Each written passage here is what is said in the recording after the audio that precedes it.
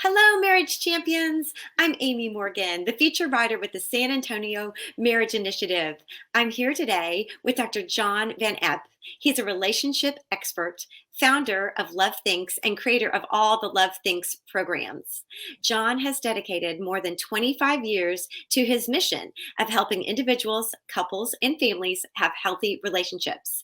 He's created an innovative tool called the RAM model that empowers people to take charge of their relationships. The author of 3 books, John and the Love Thinks concepts have been featured in Time Magazine, Psychology Today, O Magazine, Cosmopolitan, and the Wall Street Journal, and he has appeared on the CBS Early Show, The O'Reilly Factor, Fox News, Focus on the Family, and now here with us. John, thank you so much for being here.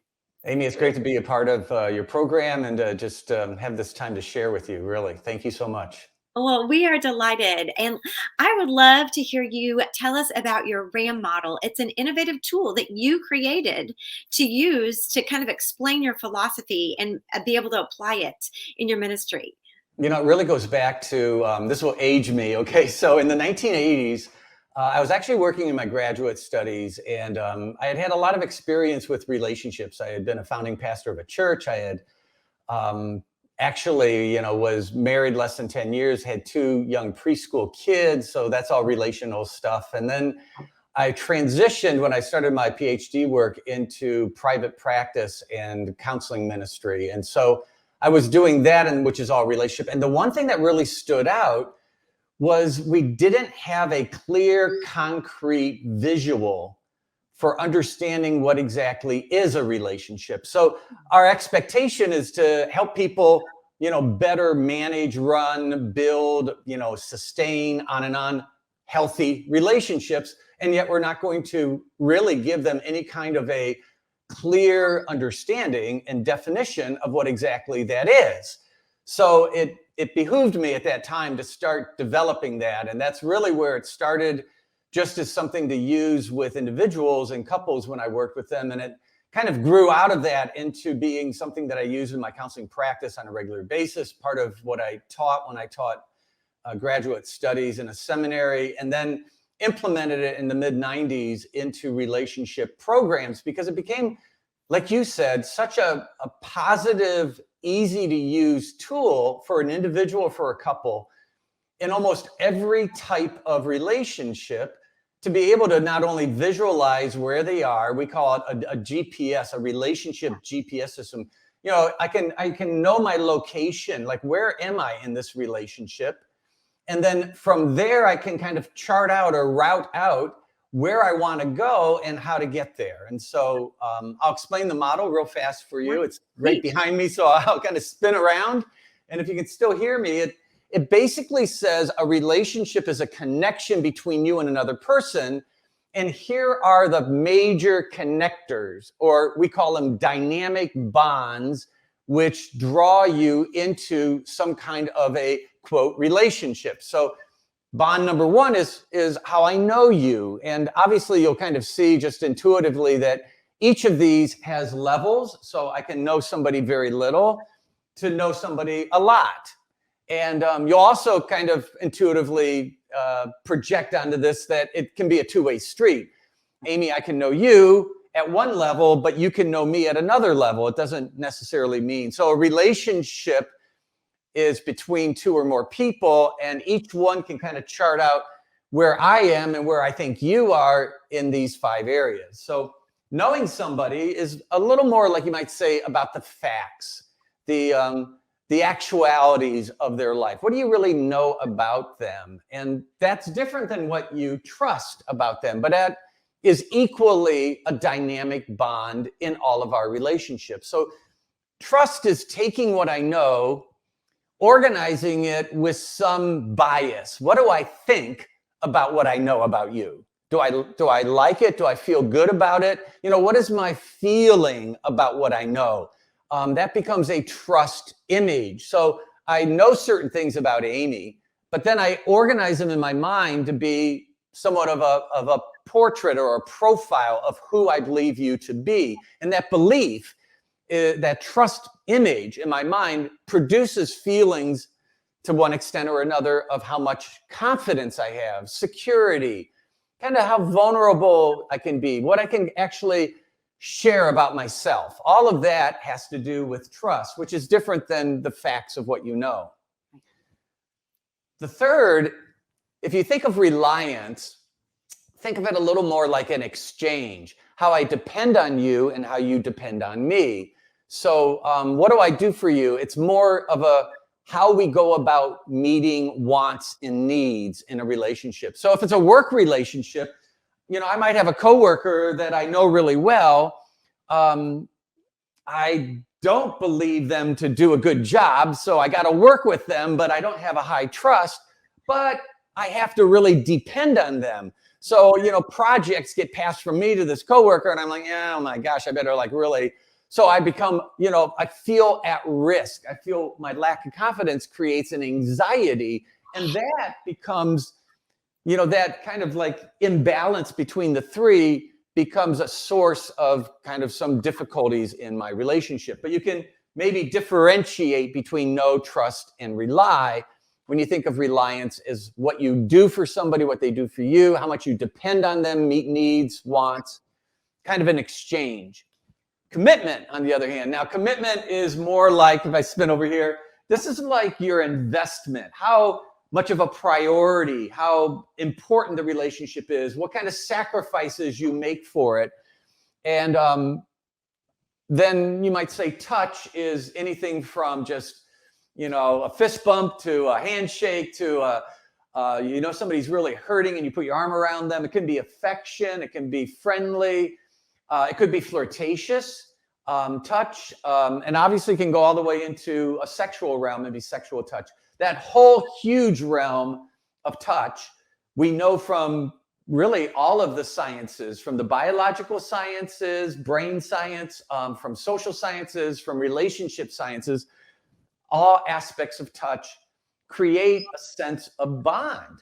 So, in fact, each one of these, we could go to the library and I could show you bookshelves on each one of these 5 areas on their own with theory, with research that shows this is bonding, a person's commitment, mutual need fulfillment, what you believe and trust about somebody, and then intimacy and how deeply you know somebody. I put them together and I said, they're not just individual bonds, they are parts of a whole, and we call it relationship. By giving it, we automatically give people a visual now, an interactive visual that they can project onto it and say, this is where I think I am in this relationship. And it helps them to organize something. That definition, being able to define this, definition really promotes transformation, the ability to do something about it. If you can't define it, you really can't manage it or do much about it. But as soon as you have clarity, you can actually take some charge and actually be more intentional. So definition promotes intentionality is what we say. Well, I love that it makes it so clear. And you said truly, especially for men, it took all this kind of coulda, woulda, shouldas, this kind of flowery language and emotion laden conversations and blaming and where people were in the middle of their marriage counseling experience. And it gave more of a concrete definition and ability to discuss things. Yeah, you're so right. I, because I had a 25-year counseling practice in Ohio, Northern Ohio, I found so often I would have this chart sitting in the back corner. I never told anybody it was mine because that would be, that would create a little weirdness in the counseling setting. So I just pretended it was some, chart that somebody had developed. But when I would ask them as a couple, hey, you shared with me what some of your struggles are and what you'd like to accomplish in this counseling. I wonder if you could just walk up to this chart one at a time, whomever wants to go first, and show me where you think your relationship is in terms of these 5 areas. I wouldn't even usually have to explain it. And it was always interesting. A couple of things I would say. It's always interesting, first of all, how they went about doing this. If the wife elbowed her husband and said, go ahead, go show me, it's like he's in trouble no matter what he does. Oh And gosh. and I would often see, you know, a guy would go up if that was the situation. It didn't happen every time, obviously, but if that situation happened, he'd go up and he'd say, "Oh, I know her really well," and she'd be sitting there and she'd be shaking her head, and all of a sudden he'd be like, "I Ooh. guess I know her here, no here, no here, here. I guess about here, and I have a good trust in her, and I think we really meet each other. No, no, down here." And so how they went about it was always interesting, but guys got it just as quickly as females. And I want to say I did it not only with couples, because it not only helps you to kind of define a long-term relationship, but it helps you also to have kind of an understanding of how you're building a brand new relationship. So with a lot of people that were dating, that were singles and some kind of a romantic relationship, I would help them to see the logic behind this model when applied to building a new relationship. And the logic, if you're building a brand new relationship, whether it's a dating, romantic relationship, a friendship, or I mean, even if you are hiring somebody, or if you work in a faith setting, like in a church, and you're bringing a new staffer on. Well, the logic simply says, don't let a level get higher than any levels to the left. So don't go trusting somebody way more than you know them. And this is where in work settings, the whole 90-day probation period, we're not going to fully trust you till we give at least 90 days to get to know you and how you work. Well, in a romantic relationship, unfortunately, a lot of people get to know a little bit and everything is kind of, you know, just flowery and positive and wonderful. And their trust goes zooming and they project, I call it, they fill in the gaps of what they don't know with what they want. And when they do that, many times in their mind, the trust picture is way greater than the facts of what they know. And it puts them at great risk. You can see it just in this model. Or they spend all their time with that person, you know, they've kind of dropped all their friends and now they're just kind of completely exclusive and focused. And I get it, but that meeting of needs can really go way beyond what they know or have built as a healthy trust and could create a bond that is ultimately risky. And we see this one all the time where I say they go up here in trust. They know a person very little. They really have no commitment. And before anything develops in this area, they're already sexually involved. The problem is each one of those is bonding. And when you get them out of order in building a new relationship, the bond of your heart begins to override the judgment of your mind. That became the whole framework for the first book I wrote and really the first relationship program based on the content of that book called How to Avoid Falling for a Jerk or a Jerkette. Because love can be blind when you don't know the right areas to get to know. And when you get some of these areas out of balance in building the relationship, the judgment of your heart begins to override, you know, you might say the judgment of your mind. So the bond overrides.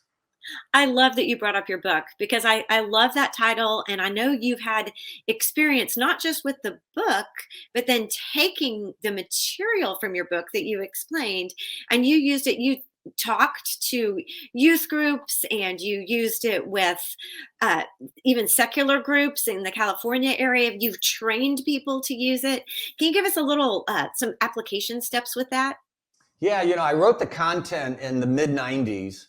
And basically, the content was this. It was, you might say, a focus on each one of these as a major topic area, and then how to put them together in what I call the safe zone, letting what you get to know set the ceiling of what you trust. That sets the ceiling of how much reliance you put on that person. These three set the ceiling of how invested you become in your commitment, and that sets the ceiling for where you go in the physical sexual relationship. That content, then I said, let's build out what you need to get to know, because that's really a vacancy for a lot of romantic singles and dating. Nobody trains them, teaches them. Yeah. how to do a dating relationship. And I think we have, as a result, unfortunately, in a lot of mainstream culture, we have such unhealthy, risky, high risk dating relationships. So I took literally hundreds of research studies about what are called, I would call premarital factors, things about somebody before marriage that predict a marriage outcome.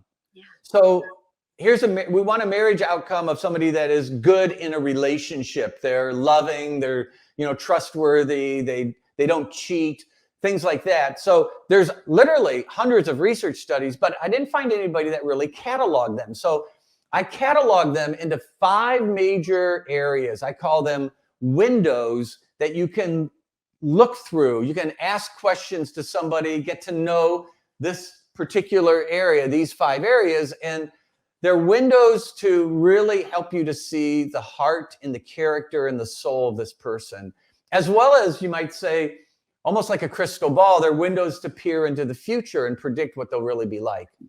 So I put all that together and then wrote a instructor course for people to teach it, because before we published the book, I thought, let's road test it. So I was teaching it. I was training people to teach it. And by about the year 2000, 2001, it really started taking off with grantees from government, state, federal, grants. So every state, by the time we got about halfway through the 2000s, every state of the union was having some instructors teaching the course. We had it taught in from everything from public high schools to prisons to adult community education, and divorce classes. I mean, the divorce people love this course. So it was a really remarkable to me that it crossed these kind of generational cohort lines, from a 15-year-old to a 50-year-old are equally loving it. So we created like a workbook. I can do a little show and tell and show you like what workbooks look like. They're not like heavy educational, but we created workbooks, had people teaching it. And then by the mid 2000s, McGraw-Hill bought the rights to publishing the book, and we got the book published, and that's what the paperback looks like. So sometimes a picture is worth 1,000 words. Well, that's the singles. So this model, a lot of people that learned that program or read the book, they only thought of this model as applying to a dating romantic relationship in the category I'd call relationship formation. But this model was really about the bonds that exist universally in every relationship. For those of a Christian faith, my background is a Christian faith, for example, I think I even can see these bonds in my relationship with God. So, I need to get to know God, and then I need to take that and put it into a belief, a trust belief, and then I need to act on it by taking steps of faith, of reliance. And then I have to, really exercise some kind of a priority, some kind of an investment, a commitment to my my spiritual walk and to the God that I say I worship. And then in the Christian realm, there's something about the resurrection where, Jesus comes back and his disciples are they're thinking they're seeing a ghost, and he goes, touch me. And so there is something about the physicalness of eternity that in Christian belief, Christian theology, makes it somewhat unique in a lot of religions of the world. And I would say takes these 5 areas and says they're not only important in our human relationships and our divine relationships, but they seem to be important all through eternity in that kind of a Christian philosophy of life. So anyway, I to apply it then to marriage, it has a little different of an application. So you're married. I've been married 43 years. And so 27. How many? 27. Awesome. Well, and basically it just says this, if you have a couple and let's say everything is phenomenal in their relationship, they're just riding high at the top. Well, the basic principle of applying this to any long-term relationship, we'll use marriage as an example, is that life always has a way of deflating those levels, even the good things of life. So I get a job promotion and I'm now traveling more and you know, I'm speaking and doing things. And so I'm gone. And all of a sudden I realize that knowing my wife, or if we want to apply it to parenting, knowing my kids, I'm not around as much. I'm kind of like slipping out of the know. And, you know, this is where sometimes married couples can say, we feel like, you know, we've gotten so busy with all of the good things of life, we have lost ourselves. And what they're basically saying is they weren't paying attention to how the know of their relationship was slowly having a leak. And that slow leak over time leaks closeness. These things are bonds. They're what give you a sense of closeness or intimacy. Or somebody, you know, is getting busy and they're committed, and I'll just keep it good without any personal failures. And this drops, and then you start to feel like your needs are not getting met. So you believe in the person, you trust them, and you understand, but you feel a bit alone in the very relationship that you should feel secure. So your security is getting a little bit fractured. And maybe all of that is affecting your sexual relationship. So all of a sudden, here's a couple where they, you know, because of the birth of the kids, each time a new kid came, these things kind of got all out of balance. They weren't paying attention. They weren't using this model. It's all invisible when you're living life. So you're not paying attention, and all of a sudden, these slow leaks that, you know, were normal and acceptable for 5 months, all of a sudden have turned into 15 years. And that is the cause of so many couples. I call it slow leaks can lead to big blowouts. And there's so many couples that know exactly what I'm talking about right now, that they've gotten out of balance, and all of a sudden they blink their eyes. And like I said, 5 years turns into 15 years. And, you know, they're really feeling very, very vulnerable. Or one of the two partners ended up making some kind of a tragic, you know, error of judgment, and it fractured then the trust. And now their relationship, you know, all of their issues come to the surface that they've just been like living with and not paying attention to. So I will tell you, we, you know, have had for 20 years another course. These are instructor-led courses. We certify people. They now get certified through Zoom training, live trainings, but in Zoom, and we do them regularly. And then they teach couples these 5 areas, the skills. And I would say what's unique about this is not only skills, I firmly believe it takes skill and virtue. So what are the virtues that build trust? It's not just a skill of being, you know, managing trust and helping to strengthen trust or rebuild it when it's broken. It's not just skills, it's the virtues of trustworthiness that really need to come out there. The same with commitment. And so we have a course called Links, and that's what the workbook looks like. And again, the inside is kind of similar. It's a pretty cool workbook, because ultimately, and also I have a book, so just we're showing it, but it goes through that same kind of content in book form. And what is really nice, Amy, is that there's really one major takeaway. You know, you think about, you learn stuff and you leave and you're all pumped up and there's like a zillion things that you learned. And, you know, 3 months later, you're only doing one thing anyway from what you learned typically. And so we put all of the things that they learn about the skills and virtues for each of these 5 areas and how this model as a whole helps to capture the relationship, put it all in a couple meeting. We call it a huddle. Gave them a framework and said weekly, maybe every other week, but sit down, go through we give them like these little RAM charts, go through your relationship. And we gave them basically talking points and an easy to use structure to regularly evaluate where they are, like a GPS system, where they need to go, and to set some goals for the next week or two to make sure you bring those levels up. This really is what helps couples avoid that ultimate, you know, slow leak that leads to a big blowout.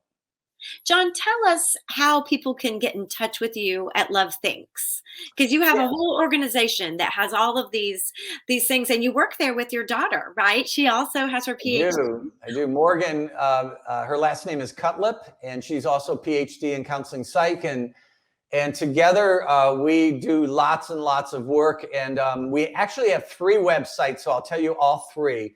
If you're interested in that instructor, like how to become an instructor, and you like research and you want to read about research that's been conducted and published on these, our primary kind of like company website that was also designed for certified instructors and how to become certified, it has our store and all of that, is lovethinks.com.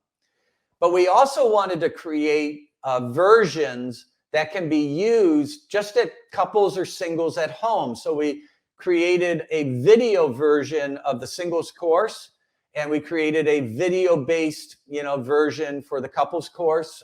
That's called Rock Solid Marriage, and the singles course is called Head Meets Heart. But it's the same content, and we put those along with a blog and a lot of resources that are just all for like the end user, and that's on mylovethinks.com.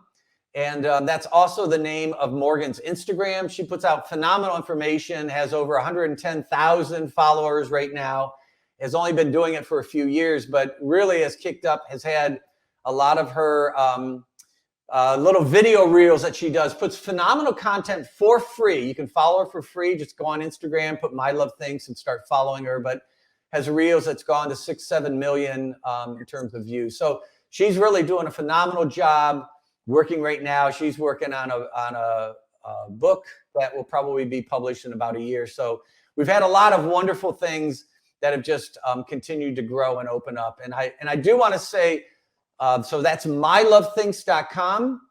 And a third website that I'll just mention is we took all of these materials and we said, let's put them in a church-wide series. So we actually put them in a video-based, like small group study for couples and a small group study for singles. We created different workbooks. They look like this. We call it the RAM series. And then I wrote actually sermons that can be adapted and contextualized. We license churches to take this whole series, and we have video-based elementary, middle school, high school materials. So we have it all pre-packaged. They can take it, contextualize it, and then implement it as a 6-week series where everybody in the church is going through learning this model. And the sermons, there's really basically, if you just think about it, one sermon that applies this to God, and then one on each of these 5 areas, and kind of goes in depth. But what's really cool, pastors love the ability to talk to singles and couples in every message, because they can talk about getting to know somebody in a dating relationship, staying in the know in a marriage relationship, the importance of really growing in your knowing of God. So they can go, you might say, vertical, and then they can go to the whole kind of church fellowship, like, hey, we need to have an experience of fellowship that you come in and you feel like somebody knows you in this family, this church family. And so they have that ability to go through each of these and go to different relationship types. And that's how we constructed the messages, the 6 messages. But while they're doing that, simultaneously, the elementary kids are going through their video stuff, learning this model, applying it to friendships and families. Middle school and high school, they're learning that, but also applying it to dating. And then the singles, adults, and the single or the adult couples, the married couples, they're all going through small group studies. It's a phenomenal experience, and that can be all learned about on ramseries.com. So RAM and then the word series.com. So 3 websites. I'm so glad you differentiated that, because there's such a wealth of information that our marriage champions, whether they're leading a singles group and a singles Bible study, or a married couples, or maybe they want to get trained to bring this to their community, or whether it's the pastor that might want to bring this to this church. So John, this has been such valuable information. I know you have another book. Where are churches right now in championing marriage? Yeah, had a real honor of co-authoring a book with JP DeGance. He runs a different organization called Communio. You can find them on communio.org if I just put a plug in for them. I've met But him. we really were very like-minded, but had some differences in our work experience and the focus of our own work and ministry, but very, very like-minded, and have a love of church history, have a love of scriptures, and a real love for the church.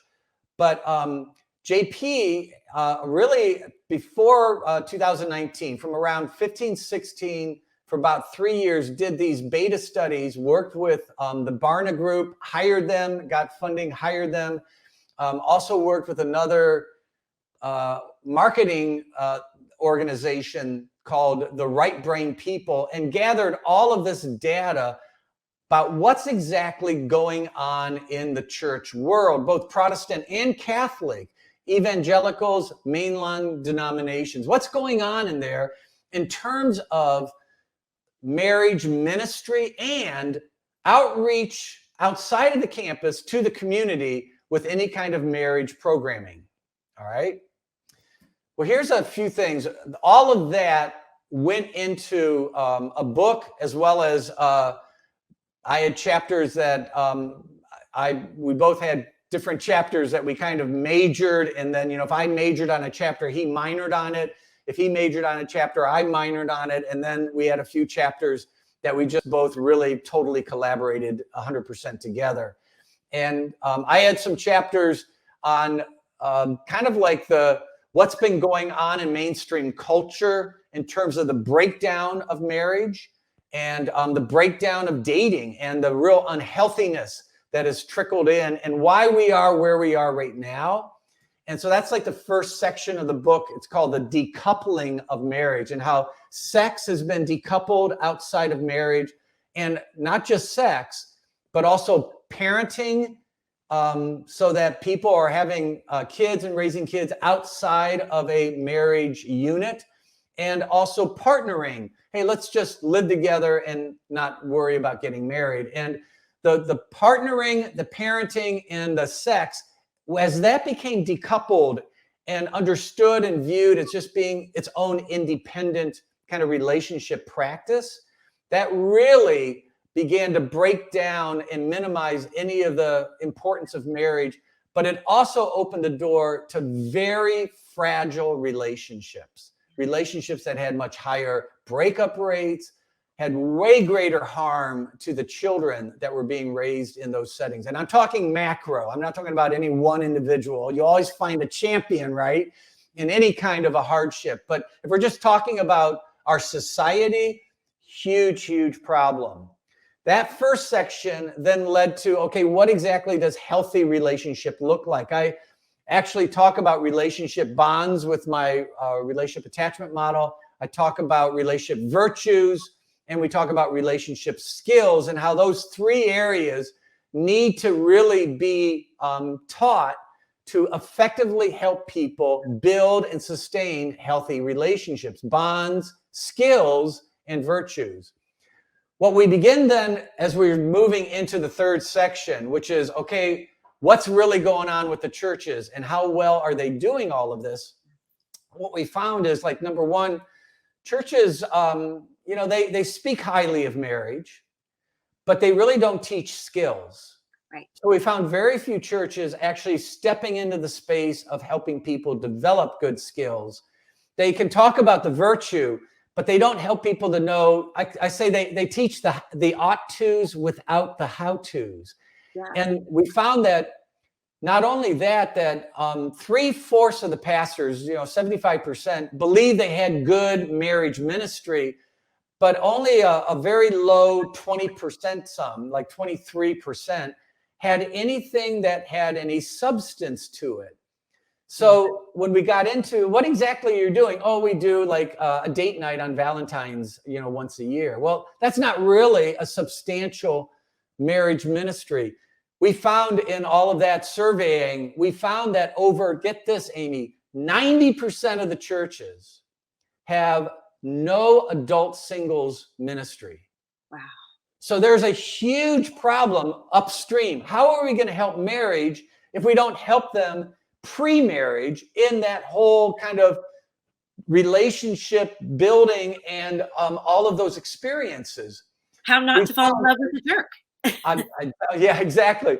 Well, that was something that really resonated when JP and I talked. Where I was like, we have really got to help churches have the tools and the materials and the resources to be able to go to their people and build this. Here's another fact that they found that really is kind of mind blowing. Churches, a lot of pastors, hey, we got a great marriage ministry. Found that of all denominations, 85% spend $0 of their budget on marriage ministry. So these were things that really spoke to the need to help churches develop a plan. And that's the whole third section.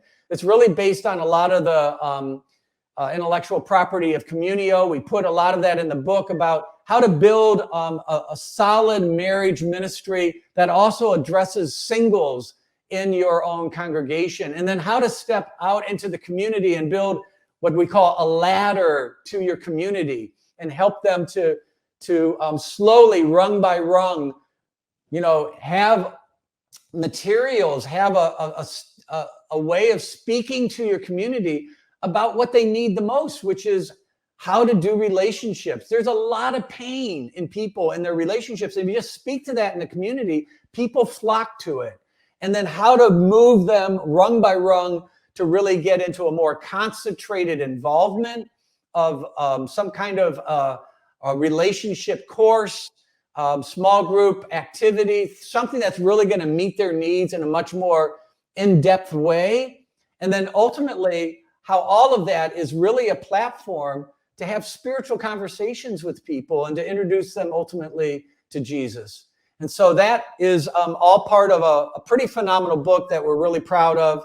I would tell you I don't know any book that's like it. It's called Endgame, the church's strategic move to save faith and family in America. And I will tell you this, I don't want to be a prophet of doom, but I think that truly the decline and the breakdown of family in America has had a major declining effect on faith. In other words, Gallup, they just came out with a poll that of all religions in America, for the first time in American history, it fell below 50% who ascribe to any kind of house of worship, 47%. And that's everything. That's all religions. And so just think about what that really means. We're becoming a very secularized, and all the isms are beginning to step into the space where really the values of Judeo-Christian values that have framed the Constitution and the functioning in this country, now, we have a lot of isms stepping in from, I don't want to name them all, but scientism, on and on and on. Humanism, transhumanism, on and on. So we really believe that faith is being fragmented ultimately by the fragmented families, because there's no family experience of love and security for so many people. And that hardens hearts. It breaks people down. It's hard to know the love of a heavenly Father when you just have not had the love of an earthly father. And we understand that, but we have reached really, we believe, the end game when it comes to the breakdown of faith and family. And it's the church, I think, over any of the champion, government funded courses and programs and nonprofits. Ultimately, it's really the institution, really the church in America that holds the ability to speak to all their community and their own people to rebuild healthy relationships in dating, marriage, and ultimately in family structures. Well, I think the message is clear here for our marriage champions. They should read your book, Endgame, and then follow that plan to help their churches be that light and the salt in the world for their singles, for their marriage ministry. And you've got the resources right there at Love Things to help them do it. So thank you, John. That was just so helpful. Really Thank you so interesting. much. It's been wonderful to be part of your programming, and I appreciate it so much.